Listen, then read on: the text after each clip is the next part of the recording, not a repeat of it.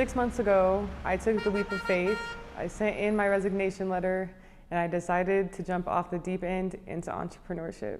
I decided that I couldn't waste another minute not focusing on my business, my passion, my purpose, real estate.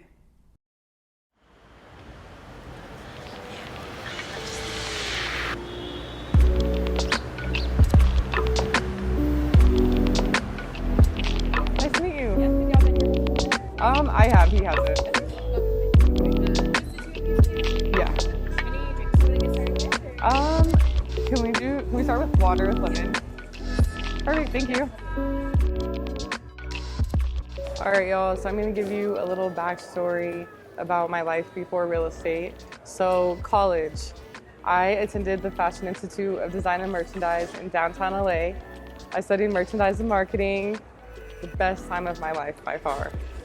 Everything from going to fashion shows to learning about like different fabrics. We had like entrepreneur class. That was my favorite one by far, just so you guys know.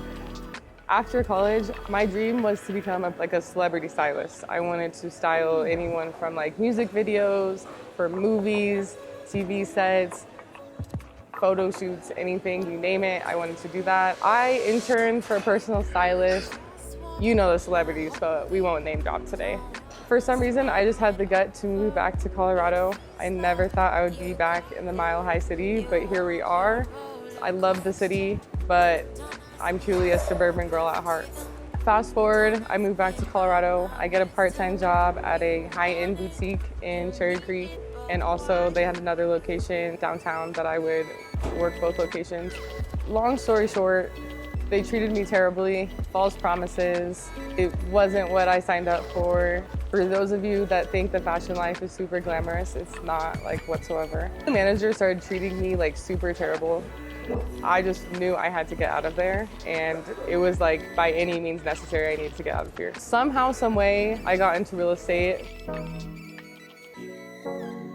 I knew I was very unhappy, and by the grace of God, my parents' real estate agent reached out to my mom just asking how my family was doing. He asked specifically how I was doing, and she said that I'm just looking for like another part-time job until I move back to LA, because at this point, I wanted to go back to LA. That's the fashion capital other than New York, and my best friends are out there, and I just gave myself like 3 months.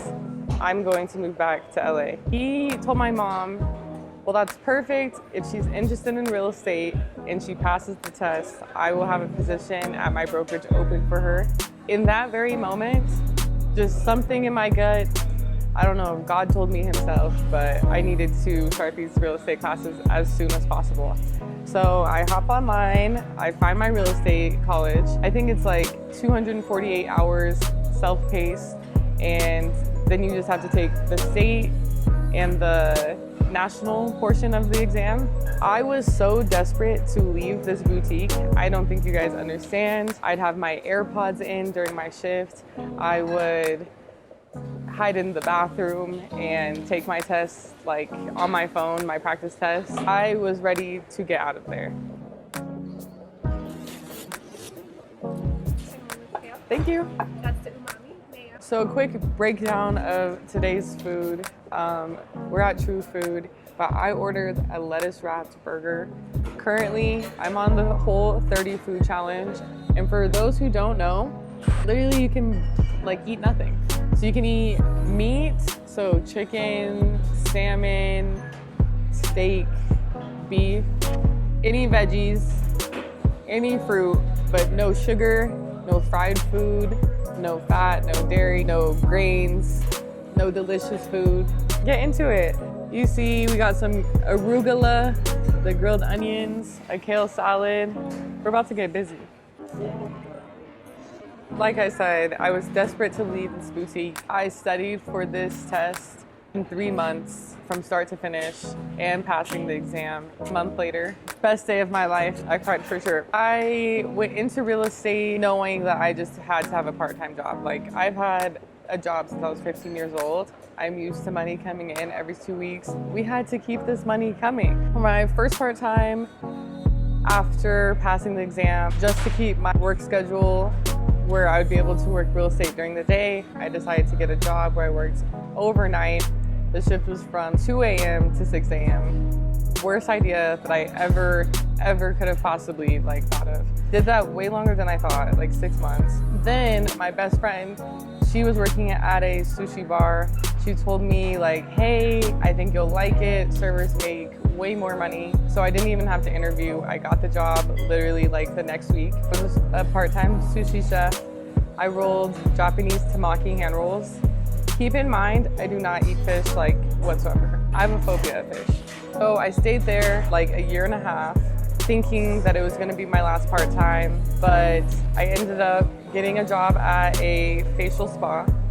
I was a receptionist. I worked there 4 days a week, so it was super part-time to me, right?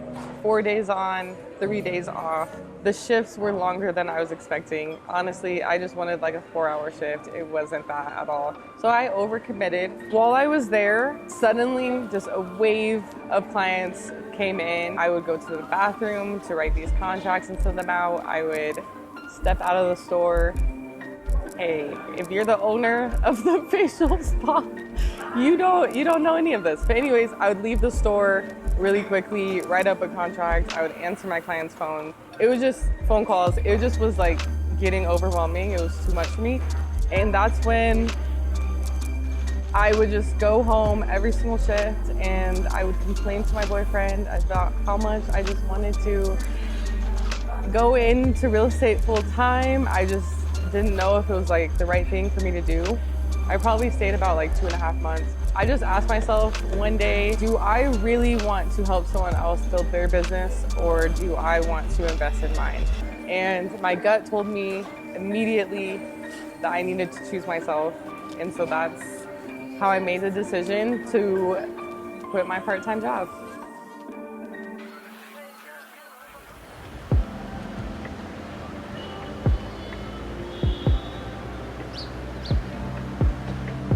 You have to adopt a plan A mindset. There is no plan B.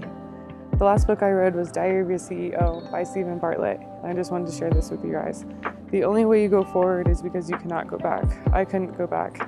I had nowhere back to go. Not having a plan B became the most incredible motivational force in my life. When the human mind excludes all other possibility and fixates on a single path, that path draws in every available ounce of your passion, perseverance, and power, leaving no room for hesitation and deviation. You gotta be committed. But he goes on to say, in the pursuit of your most important goals, a backup plan is an additional weight to carry, a motivational burden to bring, and distracting companions to call.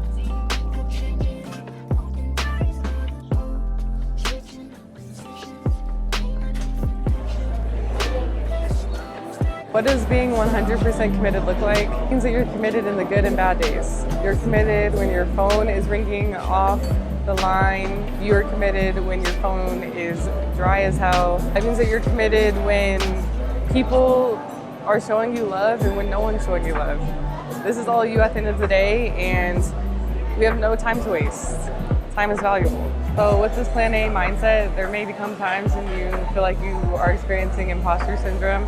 I've definitely been there. Working at the sushi bar as a dedicated real estate agent, I talked to so many people that I served, telling them, hey, if you want to buy a house, I'm here for you. Please reach out to me. It kind of just made me feel like an imposter because I'm selling my business in someone else's business. And so at the end of the day, it comes down to self-belief. It comes down to taking the risk and betting on yourself. But I promise you it's worth it.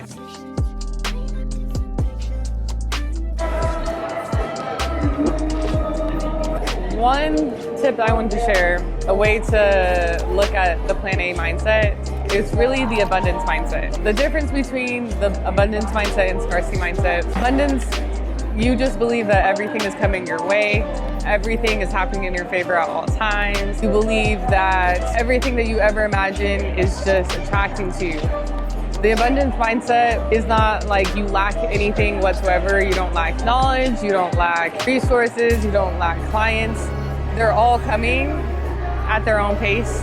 And that's where I just wanted to leaning into your faith and trusting God. Because at the end of the day, God has perfect timing. And how can you trust God with such big plans in your life if you don't believe, one, in yourself, but two, that you're deserving of the best things in this life? Would you rather be stressed from giving it your absolute best, or would you rather be stressed from not trying at all?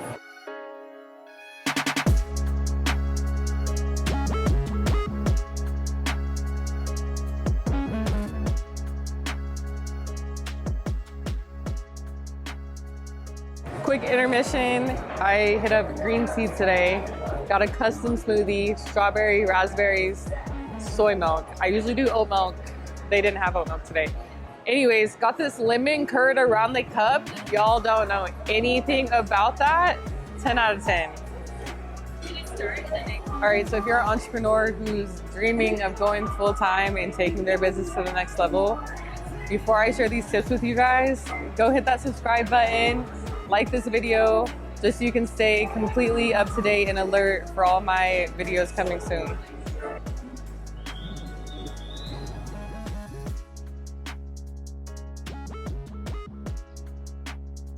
So here are the tips that I wish I had, or I wish I knew, or that I followed before I went full-time. Step number one, you need to set a daily schedule for yourself once you are full-time. When you are your own boss, I'm telling you, having too much time with no structure is detrimental to you personally, to your business, to your time. Because if you finally have all the time that you've been waiting for and you do nothing with it, what's the point of going full-time? So next up, you have to start meal prepping. While you're out, like as an entrepreneur, you'll be driving around everywhere as a real estate agent. I have showings all over the city, and I consistently lean into the convenience of fast food. And it's not healthy, one, but it adds up. Your money will disappear just off of food. So get into the kitchen, find some fire-ass recipes, go to the grocery store, and start meal prepping. Next, I would say at least have 3 months of savings if possible. Clearly, if you're ready to quit your job and jump in full-time now, there's nothing stopping you. Like I said, you don't want to live in a scarcity mindset, but 3 months is realistic, because when life's, I'm telling you, you'll wish that you had some money saved up. Earlier this year, my transmission went out and I had to pay $8,000 to get it replaced. And when I tell you, if I didn't have that money saved up, I don't know what I would do. So start stacking your bread now and get some stuff saved up just to put yourself in the best position possible. My last and final step, network as much as possible, meet as many people as you can. I don't know about you guys, but I feel like the older we get, it's a little bit hard to meet people. But if you're just intentional with where you're going and the people that you want to surround yourself with, again, you'll attract all the right energy and all the right people. But lastly, find a mentor. Find someone who can take you to the next level. Find someone who you can pick their brain. You can go get coffee with them. You can build your relationship, and who knows what doors will open for you in the future.